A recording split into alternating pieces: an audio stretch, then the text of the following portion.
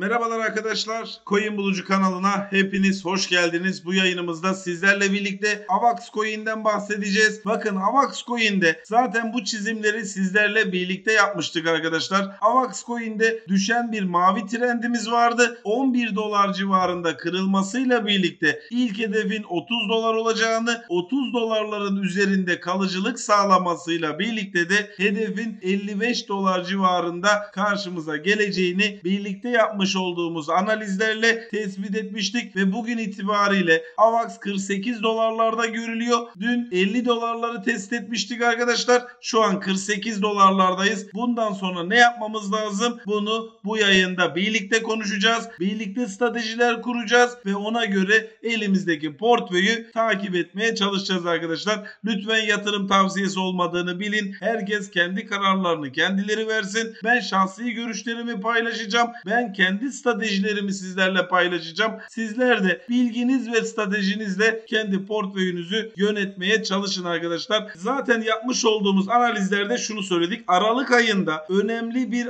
altcoin rallisi oluşacak. Ancak Ocak ve Şubat aylarında bu rallinin kendini önemli bir düzeltme içerisine sokacağını, sonrasında ise kaldığı yerden devam edeceğini sizlerle konuştuk ve bilgilerimi paylaşmıştım. Dediğimiz gibi de Aralık ayında çok sert bir rally içerisine girdik ve bu ayın sonuna kadar da ben bu fiyatlamaların devam edeceğini, bu haftada altcoin piyasasının iyi geçeceğini, AVAX'ın da 55 dolar civarlarına kadar geleceğini şahsen düşünüyorum arkadaşlar. Şimdi AVAX'ta ne yapabiliriz? Bakın fiyatlar 48 dolarlara kadar geldi. Zorlamak istemeyen arkadaşlar satıp kenara çekilebilirler. Ocak ayında neler oluyor ona bir bakabilirler. Acele etmemek lazım, sakin olmak lazım. Bu saatten sonra uçup kaçan coinlere girmek yerine ya ucuz kalmışlara girmek lazım ya da kenarda bir durup Ocak ayında neler oluyor buna bir bakmak lazım arkadaşlar. AVAX Coin'de de bu haftanın sonuna kadar bekleyebilirsiniz. Ben önemli bir düşüşün olacağını şahsen düşünmüyorum. Bu hafta sonuna kadar yükselmese dahi güçlü duruşunu sergileyeceğini düşünüyorum. Yükselirse de 55 dolar civarlarına kadar, biraz daha yukarı doğru aşarsa da 60 dolar civarlarına kadar gitmesini şahsen bekliyorum. Bu bölgelere bu hafta içerisinde gelirse bu bölgeler direnç diye hemen satmayın arkadaşlar. Fomotik yükseliş olabilir. Bu bölgelerde direnç ile karşılaşıyor mu, karşılaşmıyor mu? Bakın bu bölgelerde önemli bir destek bölgesi olarak buranın çalıştığını gördük. Dolayısıyla yapacağı yükselişte de daha önce destek olarak çalışan 55 doların bu sefer direnç olarak çalışmasını beklediğimden dolayı bu bölgeyi sizlere özellikle belirtiyorum. Şimdi 55 dolara fiyatlar geldi diyelim. Hemen satmayın arkadaşlar. 4 saatlik mumlarda bakın. Hareketliliğe bakın. Balinanın yani piyasa yapıcısının yapmış olduğu hareketliliğe göre karar vermemiz lazım. Bugünden bu bölge aşılır veya aşılmaz demek kolay değildir. Dolayısıyla piyasa yapıcının yapmış olduğu hareketliliğe göre orada artık kararı kendiniz vermeniz gerekiyor. Bu bölgenin üzerine atarsa fiyatlarda 70 dolara doğru sert bir yükseliş beklenir. Ancak 55 doların üzerine atamazsa Ocak ayı itibariyle AVAX Coin'de bir düzeltme hareketi olabilir arkadaşlar. Buna da dikkat etmenizi sizlerden istirham ediyorum. Ocağın 1 ile 15'i arasında yükseliş beklediğim projeler ise Metaverse projeleri olacaktır. Bakın Metaverse projeleri neredeyse hiç gitmedi arkadaşlar. Dominans kadar gitti, yani dipten %70 %80 kadar gittiler ortalama. Dolayısıyla biraz piyasanın gerisinde kaldılar. Piyasanın sonunda hareketleneceğini zaten düşünüyordum. Dolayısıyla piyasanın düzeltmeye girmeden önce Metaverse coinlerinin yukarı yönlü hareket edeceğini düşünüyorum. Onlara bir bakabilirsiniz. Mana'dır, Sent'tir, Darcoin'dir. Bunun gibi Metaverse coinlere ya da